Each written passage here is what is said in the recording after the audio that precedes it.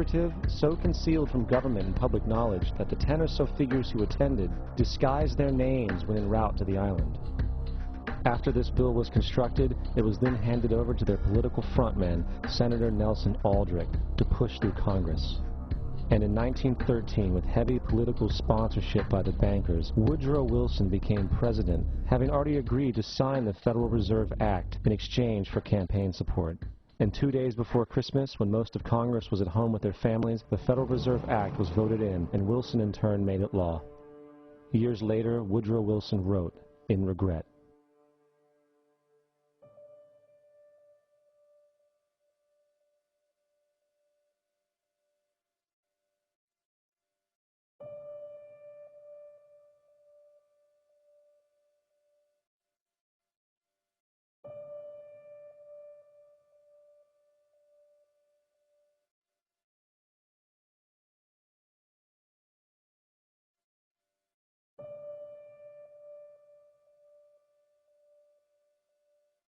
Congressman Lewis McFadden also expressed the truth after the passage of the bill. A world banking system was being set up here, a superstate controlled by international bankers, acting together to enslave the world for their own pleasure. The Fed has usurped the government. Now, the public was told that the Federal Reserve System was an economic stabilizer, and inflation and economic crises were a thing of the past.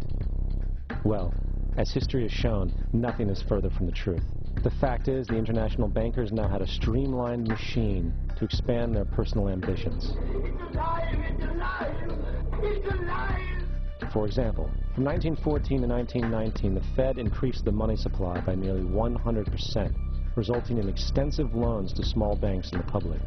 Then, in 1920, the Fed called in mass percentages of the outstanding money supply, thus resulting in the supporting banks having to call in huge numbers of loans, and just like 1907, bank runs, bankruptcy, and collapse occurred.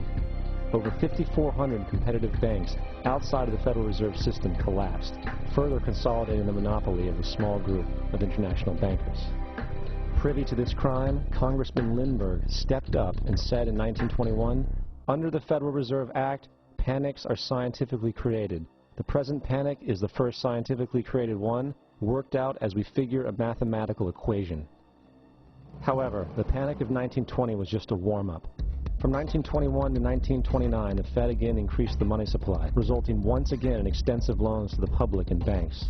There was also a fairly new type of loan called a margin loan in the stock market. Very simply, the margin loan allowed an investor to put down only 10% of a stock's price, with the other 90% being loaned through the broker. In other words, a person could own $1,000 worth of stock with only $100 down. This method was very popular in the roaring 1920s, as everyone seemed to be making money in the market.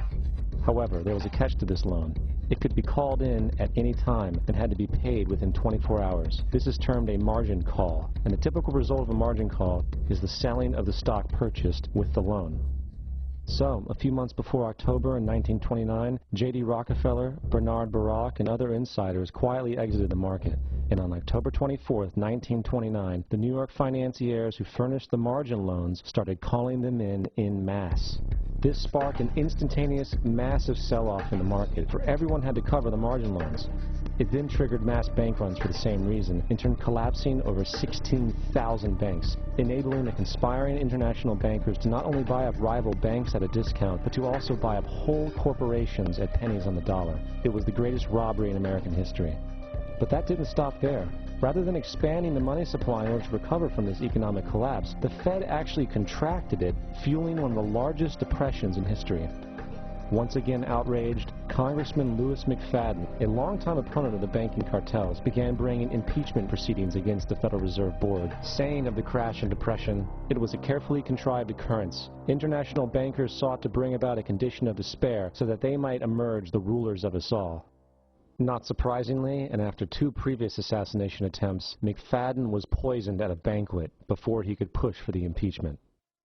Now, having reduced the society to squalor, the Federal Reserve bankers decided that the gold standard should be removed. In order to do this, they needed to acquire the remaining gold in the system. So, under the pretense of helping to end the Depression, came the 1933 gold seizure. Under the threat of imprisonment for 10 years, everyone in America was required to turn in all gold bullion to the Treasury, essentially robbing the public of what little wealth they had left. And at the end of 1933, the gold standard was abolished. If you look at a dollar bill from before 1933, it says it is redeemable in gold.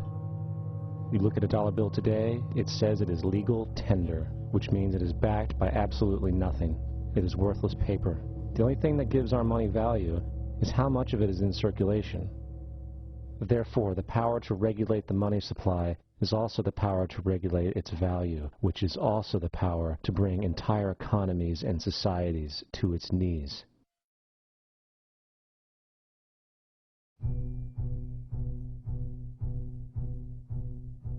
It's important to clearly understand the Federal Reserve is a private corporation. It is about as Federal Express. It makes its own policies and is under virtually no regulation by the U.S. government. It is a private bank that loans all the currency at interest to the government, completely consistent with the fraudulent central banking model that the country sought to escape from when it declared independence in the American Revolutionary War. Now, going back to 1913, the Federal Reserve Act was not the only unconstitutional bill pushed through Congress. They also pushed the federal income tax.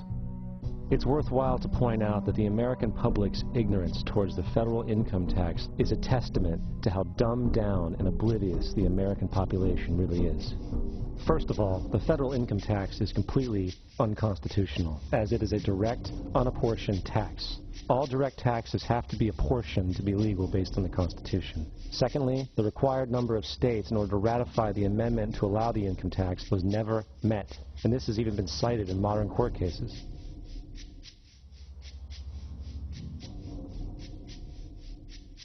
Third, at the present day, roughly 35% of the average worker's income is taken from them via this tax. That means you work 4 months out of the year to fulfill this tax obligation. And guess where that money goes? It goes to pay the interest on the currency being produced by the fraudulent Federal Reserve Bank, a system that does not have to exist at all. The money you make working 4 months out of the year goes almost literally into the pockets of the international bankers who own the private Federal Reserve Bank. And fourth, even with the fraudulent government claim as to the legality of the income tax, there is literally no statute, no law in existence